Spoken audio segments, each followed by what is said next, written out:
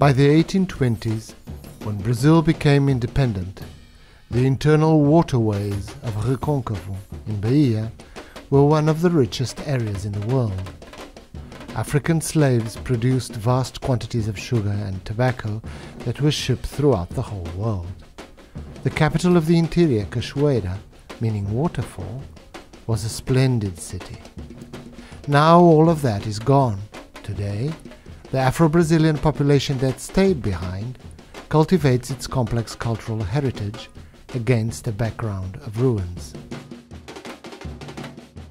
In 2003, in a stall for tourists, I saw some pieces that captured, in a new way, the old themes of the Afro-Brazilian religion.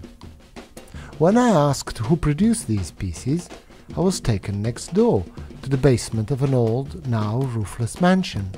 There, I was introduced to a soft-spoken young man, Fulô. His nickname, meaning flower, seemed to clash with the powerful physique of a master fighter of Capoeira, the dance-like wrestling technique of Bahia. As I got there, he was busy colouring with a straw the little figurines of Portuguese sailors for a ritual boat that he had been asked to make for a religious ceremony. In the walls, he had painted a copy of the Mona Lisa.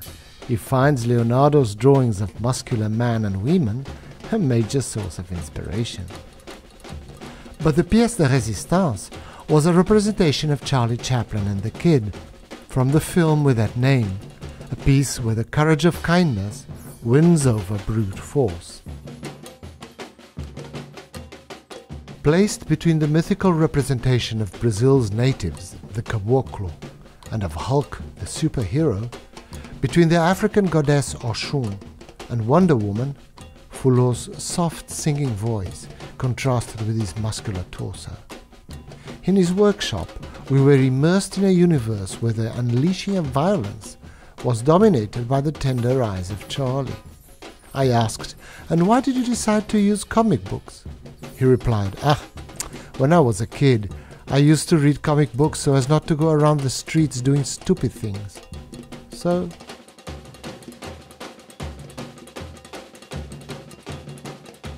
The red tongues of the black bodies of the demons, the Eshu, stood out among the stalls of the workshop.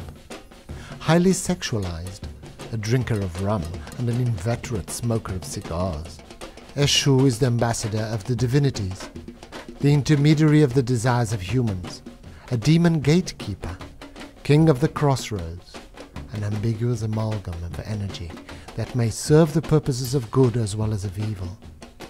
He can be our servant, but he can also be our henchman.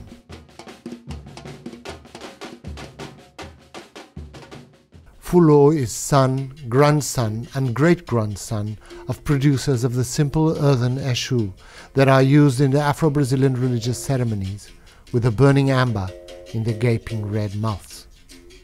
But he went his own way. He somehow changed it all by adopting the visual language of the superheroes with whom he identifies due to his own muscular body. He transformed the old African ritual into a synthesis for the ambivalent violence of his own contemporary world. His Eshus wear striped trousers, like Bahian slaves did in the old days. They have the bodies of superheroes, but the souls of Capoeira masters.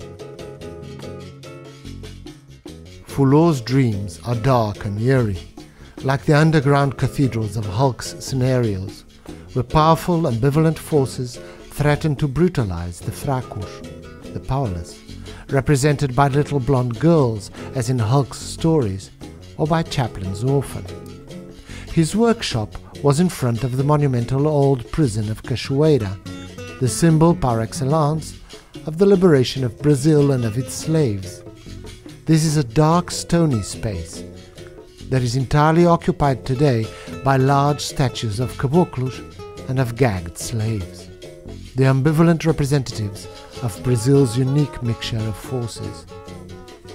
These black caboclos are Indians whose dressings are more evocative of North American Plains Indians than of Amazonia.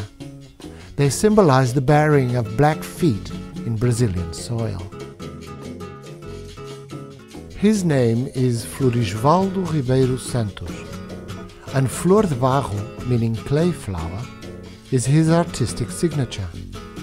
The ephemeral form of art he inherited from his father consists in firing small earthenware figurines in simple wood fires by the roadside. Even after he became blind, his grandfather continued to produce these little figures in order to sustain himself, no matter that they came out a little twisted. But he inherited his keen sense of colour from his mother, Dona Leticia, who produces colourful rag carpets and rag dolls to sell in religious shops. Pretty but frightening dolls, where people stick pins that affect other people according to principles she was not keen to explain to me. Hers is a gun factory of sorts. Fulô belongs to the female divinity Oxum, water people as they say, like the Portuguese sailors, but river water in this case. In his cardboard box, where he keeps his sources of inspiration, we find a picture of his feminine alter ego. As he tenderly contemplates this worn page, we witness the merging of the one who desires with the one who is desired. Oxum is the divinity of waterfalls, of love and prosperity. She brings together matters of finance with matters of love. Her distinctive mark among the gods are her tears in sympathy for those she protects, children and pregnant women. It is not hard to see how, when he was young, Fulô succumbed to the charms of Wonder Woman, the superhero, whom he combines in his mind with his own Oxum. When I observed, "But look here, your Wonder Woman has a large bum, unlike the original," he replied with a sailor's smile, "Oh, that's because I like it." He keeps producing figurines of superheroes, even though no one particularly wants to buy them, just because he likes doing them. On his shelves, we see the divinities that guide his steps. The chief god, Shango, St. Francis, protector of the weak, St. George, slayer of the dragon, his own Oxum with blindfolded eyes. They mixed in with the heroes he dreams of. His first love, Hulk, Spider-Man, the capoeirista of comics, Bane, Rio, Jaspion, Iron Man, and so on. To these he adds some cosmological images that structure his world. Adam and Eve as they excitedly discover sex. The hearts of Jesus and Mary, the Pietà. His themes, really, are always the same, desire and suffering. But what Fulô really invented on his own is that wonderful array of mixed échus, a powerful synthesis of contemporary violence. These hang between échus' African roots and the North American language of modernity he saw in the comic books. These figurines are immersed in a world where captivity, the inheritance of slavery, is never too far away. The evil giant with his trident, the perverse fighter with his bottle of poison in his slave trousers, the horse of Eshu, that is, the medium at mid-trance, being possessed by the Orisha, the double-headed priest Eshu, that hardly requires any explanation.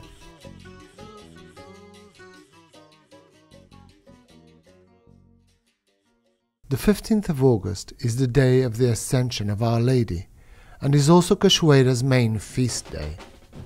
At night, people dance frenetically in the samba circles the whole night long. During the day, the procession of the sorority takes place, with the women all attired in the fabulous regal dresses made out of food packaging. At the front goes the head priestess of the year, magnificently dressed, but in the style of the old days of slavery. The whole day long, all the women in their ritual dresses go in and out of the sorority's house church, the pantheon of Bahia's matriarchal order. When Fulô was asked to represent Cachoeira in a figurine to sell to tourists, he opted for producing the ragged face of one of these matriarchs of the good death, so called because they celebrate the blessed dormition and ascension to heaven of the Virgin Mary, the mother of suffering. Among Fulô's pieces, there is one that represents what he most fears, enslavement. This image of power enchained, of strength possessed, merges both physical entrapment and libidinal entrapment. It represents the inevitability of desire. Captivity is a condition that is always imminent. In real life, as in comic books, evil constantly rears its ugly head. There is no end to the battle against evil. Here, Fulô depicts captivity by taking recourse to the image of the Baroness, the slave owner. One of her slaves, he explains, is his own self-portrait. The Baroness has the features that he gives to all of the white women that personify his desire. His caboclas are very different. They are rude, coarse, shapeless. Much like the idealized Capoeira fighter, the style in which he depicts these enslaving women is that of the little blonde girls that Hulk saves from evil. But see, Fulô calls my attention with his sailor smile. She has leopard-spotted underpants. About 2 years ago, a white woman came around who took Fulô by the hand. She did give him a good job, but she took him to a distant place in Maranhão, where he remained enchanted for over a year. Much like Samson, he had to cut his rasta locks so he could work with her. It was hard, he says, but it was good. Still, he managed to return after little over a year. His locks have grown again. Upon his return, Fulô started drawing a comic book of his own experiences. There, his lady assumes the features of Wonder Woman.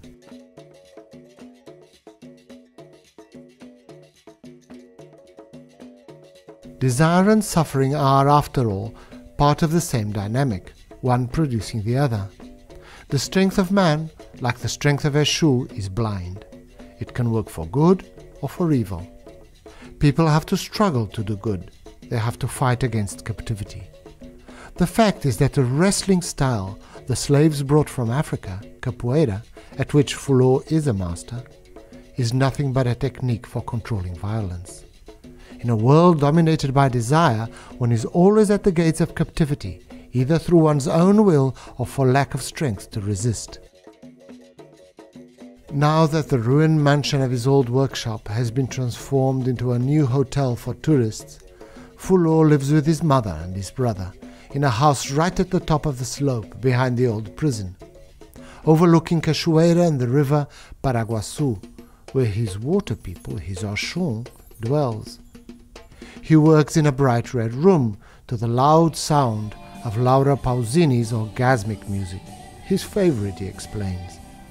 There, in the fierce light of the late Bahian afternoon, I found him painting his ephemeral figures of power, captivity, and desire.